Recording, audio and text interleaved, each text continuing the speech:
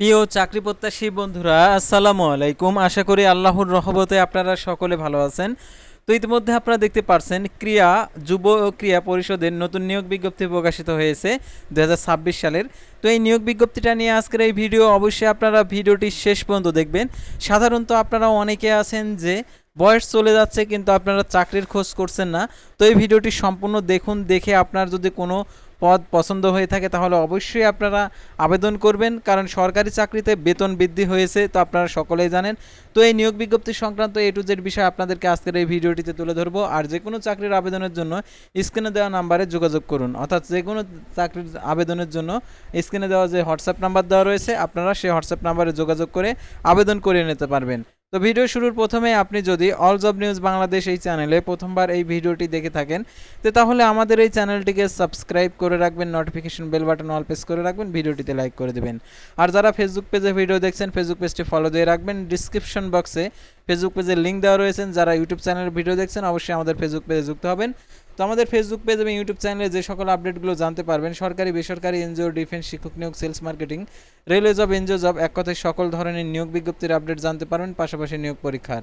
তো আর কথা না বাড়িয়ে চলে যাচ্ছি মূল সার্কুলার পেজে। যেহেতু আপনারা অনেকে আছেন যে যুব ও ক্রীড়া মন্ত্রণালয়ের নিয়োগ বিজ্ঞপ্তি সংক্রান্ত তথ্যগুলো জানতে যাচ্ছেন। তো দেখতে পাচ্ছেন জাতীয় ক্রীড়া পরিষদ, দেখতে পাচ্ছেন যুব ও ক্রীড়া মন্ত্রণালয়, গণপ্রজাতন্ত্রী বাংলাদেশ সরকার, পুরাতন পল্টন, ঢাকা 1000।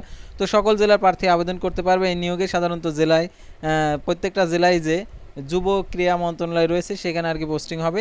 তো দেখতে পাচ্ছেন নিয়োগ বিজ্ঞপ্তি, জাতীয় ক্রীড়া পরিষদের রাজস্ব খাতভুক্ত নিম্ন বর্ণিত শূন্য পদ সময় সরাসরি নিয়োগের মাধ্যমে পূরণের জন্য পদের পাশে বর্ণিত যোগ্যতা সম্পন্ন সত্যাদি সম্পন্ন আর কি প্রকৃত বাংলাদেশি নাগরিকদের নিকট থেকে অনলাইন nsc.teltok.com ভিডিও ওয়েবসাইটে গিয়ে আবেদনপত্র আহ্বান করা যাচ্ছে। অনলাইন ব্যতীত কোনো আবেদনপত্র গ্রহণ করা হবে না। তো দেখতে পাচ্ছেন এখানে আবেদনপত্রে দেখতে পাচ্ছেন প্রথমে পদের নাম, বেতন স্কেল, শূন্য পদের সংখ্যা, শিক্ষাগত যোগ্যতা, অভিজ্ঞতা। তো দেখতে পাচ্ছেন প্রথমে 1 নম্বরে প্রশাসক, ধানমন্ডি অঞ্চল, দেখতে পাচ্ছেন 22,000 টাকা থেকে 53,060 টাকা, পদের সংখ্যা একটি, এটার জন্য স্নাতক ডিগ্রি 5 বছরেরও বাস্তব অভিজ্ঞতা প্রার্থীদের অগ্রাধিকার।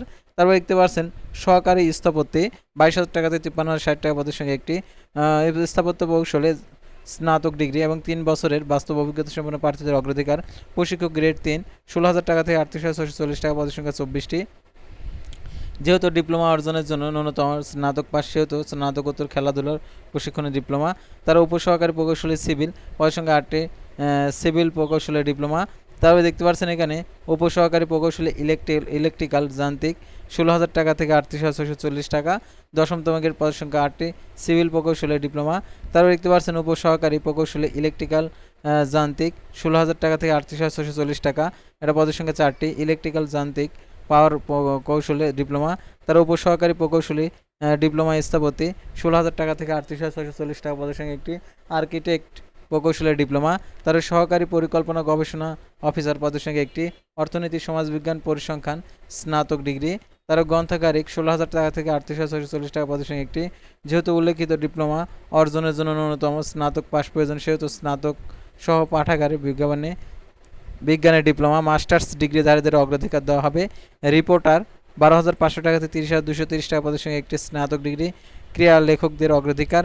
তার ইন্সট্রাক্টর পদের সঙ্গে একটি, ডিপ্লোমা অর্জনের ন্যূনতম স্নাতক পাস এবং স্নাতক শারীরিক শিক্ষা ও খেলাধুলার ডিপ্লোমা।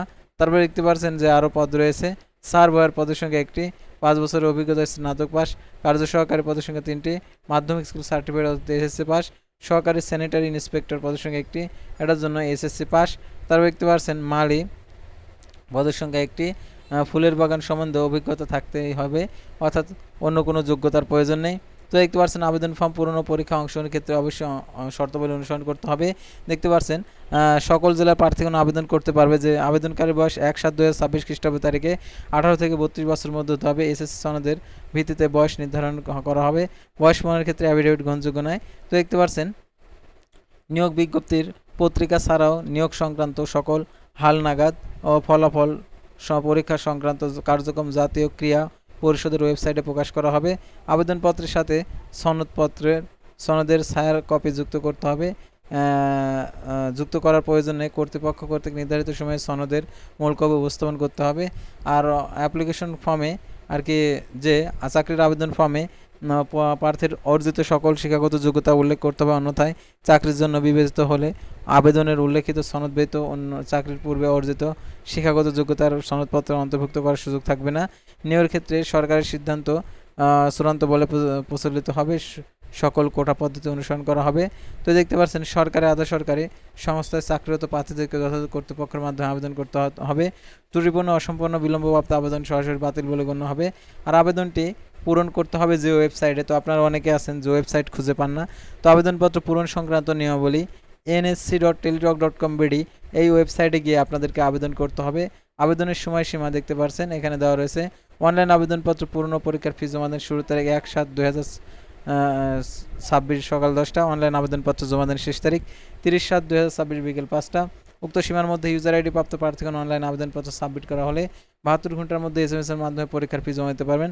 আর আবেদনপত্রে 300x300 পিক্সেল ছবি, 300x80 পিক্সেল স্বাক্ষর আপলোড করতে হবে। ছবির সাইজ 100 KB, স্বাক্ষরের সাইজ 60 KB। আর অনলাইন আবেদনপত্রে 2টি SMS এর মাধ্যমে টেলিটক প্রিপেড মোবাইল নাম্বারের মাধ্যমে টাকা প্রদান করতে হবে। 1 থেকে 8 নং ক্রমিক নং পাওয়ার জন্য 223 টাকা, 9 থেকে 10 নং ক্রমিক নং পাওয়ার জন্য 168 টাকা, 11 নং ক্রমিক নং পাওয়ার জন্য 100 টাকা। তবে দেখতে পাচ্ছেন এখানে 100 টাকা, 112 টাকা, 12 থেকে 14 নং ক্রমিক নং পাওয়ার জন্য 56 টাকা প্রদান করতে হবে। এখানে বিশেষভাবে উল্লেখ্য যে অনলাইন আবেদনপত্র সকল অংশ পূরণ করলেন, যদি পরীক্ষার ফি জমা না দেন তাহলে আবেদনপত্রটি গৃহীত হবে না, সেহেতু 72 ঘন্টার মধ্যে টাকাটি প্রদান করে দেবেন। আর প্রথম SMS দ্বিতীয় SMS কীভাবে টাকা প্রদান করতে হবে সেই ফর্মুলাটি, আর প্রবেশপত্র প্রাপ্তির বিষয়টি, অর্থাৎ আপনি যে আবেদনটা করবেন সেই আবেদন করার সময় যে মোবাইল নাম্বারটা দিবেন সেই মোবাইল নাম্বারে পরীক্ষা সংক্রান্ত A to Z বিষয় আপনাদেরকে জানিয়ে দেবে, সেহেতু সেই মোবাইল নাম্বারটি সচ্ছল রাখবেন। আর এই নিয়োগের পরীক্ষা হবে ঢাকাতে, যারা ঢাকাতে পরীক্ষা দিতে ইচ্ছুক তারা অবশ্যই আবেদন করবেন। আর যারা আমাদের মাধ্যমে আবেদন করতে চান স্ক্রিনে দেওয়া হোয়াটসঅ্যাপ নাম্বারে যোগাযোগ করবেন। তো আজকের ভিডিওটি এ পর্যন্তই। আর অবশ্যই আমাদের ফেসবুক পেজটি ফলো দিয়ে রাখবেন, ইউটিউব চ্যানেলটি সাবস্ক্রাইব করে রাখবেন। আল্লাহ হাফেজ।